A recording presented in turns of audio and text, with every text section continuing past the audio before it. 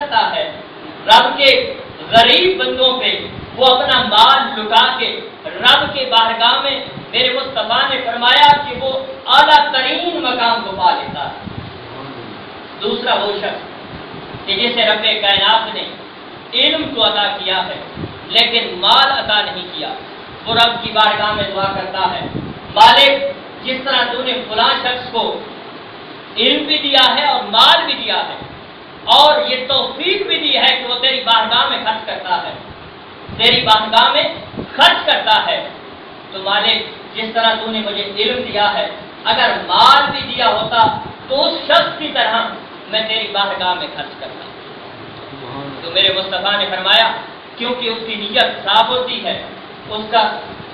جو اصل دل کی بات ہوتی ہے وہ صرف رب کی رضا کی خاطر ہوتی ہے، لوگوں کے دکھلاوے کے لیے نہیں ہوتا۔ تو رب کائنات کے پیارے رسول نے فرمایا جس طرح اس شخص کو جو علم اور مال دونوں چیزیں عطا کی گئی تھی، مال خرچ کرتا تھا، اس شخص کے پاس علم تھا مال نہیں تھا لیکن اس کے دل کے اندر آرزو تمنا اور خواہش تھی کہ میں بھی اسی طرح خرچ کرتا، تو میرے مصطفیٰ نے فرمایا اس کو صرف آرزو کی وجہ سے اس کو بھی وہی مقام دیا جاتا ہے جس طرح اس پہلے کو مقام دیا تھا۔ پھر فرمایا تیسرا وہ شخص جس کو رب کائنات نے صرف مال عطا کیا ہے، علم عطا نہیں کیا، تو وہ بڑے ہی بے ڈھنگ کے انداز کے ساتھ اپنا مال خرچ کرتا ہے، نہ ہی وہ رب کے حق کو تسلیم کرتا ہے، نہ وہ رب کی بارگاہ میں وہ خرچ کرتا ہے، نہ رب کے غریب بندوں پہ وہ اپنے مال کو خرچ کرتا ہے۔ میرے مصطفیٰ نے فرمایا وہ شخص دنیا کے اندر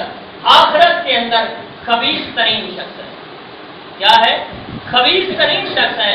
جس کو مال دیا گیا ہے اس کے باوجود وہ رب کی بارگاہ میں خرچ نہیں کرتا۔ اور چوتھا وہ شخص جس کو نہ علم دیا گیا نہ مال دیا گیا لیکن اس کے اندر آرزو کیا ہے، خواہش کیا ہے کہ کاش کہ میرے پاس بھی مال ہوتا، میں بھی اس شخص کی طرح عیش و عشرت کرتا اور میں بھی لوگوں پہ غریبوں پہ خرچ کرنے کے بجائے اپنے اوپر خرچ کرتا، اپنے محل اور ماڑیاں بناتا، اپنے لیے بنگلے خریدتا۔ تو میرے مصطفیٰ نے فرمایا جس طرح وہ شخص خبیث ترین ہے اسی طرح یہ شخص بھی خبیث ترین ہے۔ اور دوستو یہ تو ایک احادیث اور قرآن کی باتیں ہیں، آپ اگر تجربہ کر لیں کہ جو رب کی بارگاہ میں خرچ کرتا ہے ایک تو ہے آخرت میں اس کا حصہ ہونا، وہ تو ضرور ہے، وہ تو اس کے اندر کبھی بھی کمی بیشی ہو ہی نہیں سکتی، لیکن ایک ہے کہ رب کائنات ایک کے بدلے میں 700 گنا عطا کرتا ہے، اور وہ کہاں عطا کرتا ہے؟ اسی دنیا پہ عطا کرتا ہے۔ میں اپنے ایک تجربے کی بات بتاتا ہوں، میں یونیورسٹی میں تھا باولپور، تو معاملات ہوتے ہیں، میرے پاس پیسے کم ہو گئے تو میں نے یہ روایات وغیرہ تو پڑھی تھی، میرے ذہن کے اندر آیا کہ چلو آج اس کا تجربہ بھی کر لیتے ہیں۔ میں نے جتنے دیے رب کائنات کے پاک گھر میں بیٹھا ہوں اور ویسے بھی جھوٹ کا اس کا کوئی فائدہ بھی نہیں ہے، یقین مانے جتنے دیے تھے جتنا قرآن نے ہمیں اضافہ بتایا ہے کہ 700 گنا ملتا ہے،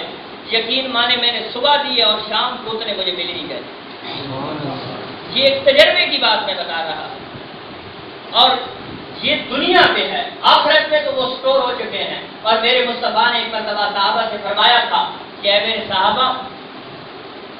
تمہیں اپنا مال پسند ہے یا وارثوں کا مال پسند ہے؟ بخاری شریف کی حدیث پاک ہے۔ تمام صحابہ کرام رضوان اللہ تعالی علیہم اجمعین عرض کرنے لگے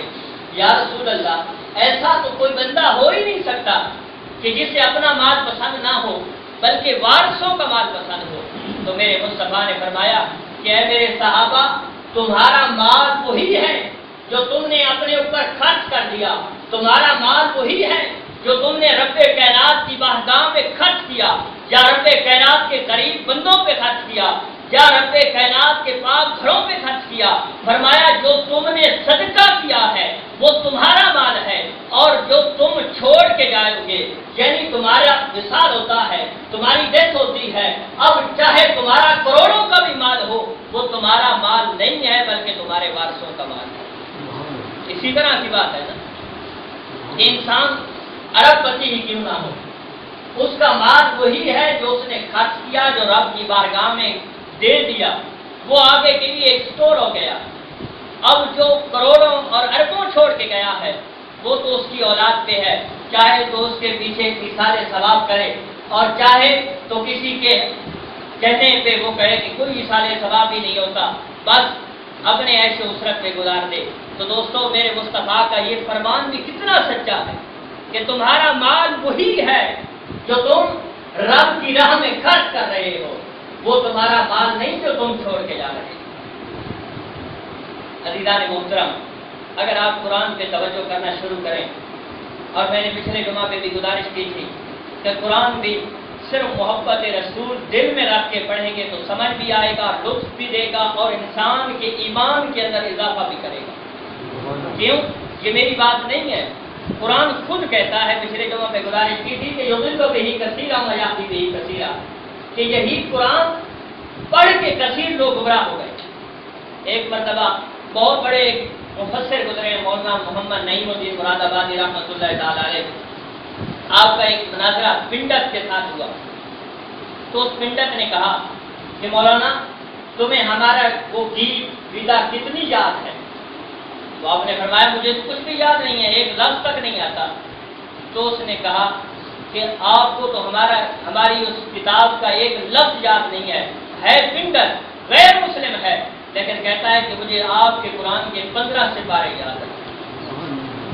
اب یہ چیز نہیں ہے کہ وہ قرآن پڑھ رہا ہے تو حقیقت میں وہی سچا ہے، حقیقت یہی ہے کہ قرآن پڑھنے والا سچا بھی وہی ہے، کامیاب بھی وہی ہے، خوش نصیب بھی وہی ہے جس کے دل کے اندر محبت رسول ہو۔ کیوں کہ یہ قرآن الحمد کی الف سے لے کر والناس کی سین تک یہ تعریف مصطفیٰ علیہ تحیت وسلام ہے۔ یہ قرآن، سارا قرآن، احادیث مبارکہ، مفسرین کے اقوال، محدثین کے اقوال، یہ سب اگر آپ پڑھ لیں تو یہ سب کچھ سکھاتے بھی یہی ہیں کہ تمہارے دل کے اندر محبت رسول ہوگی تو تمہارے دلوں کو ایمان کی لذت بھی محسوس ہوگی، ایمان کی چاشنی بھی نصیب ہوگی، اور تمہارے یہ اعمال اور تمہارا یہ کردار بھی رب کائنات کی بارگاہ میں منظور و مقبول ہوگا۔ تو رب کی بارگاہ میں آج دانا فقیرانہ دعا ہے کہ رب کائنات ہم سب کو صحیح معنوں کے اندر قرآن پاک پر عمل کرنے کی توفیق عطا فرمائے۔ دوستان محترم، آپ اگر جلدی میں شریف لائیں گے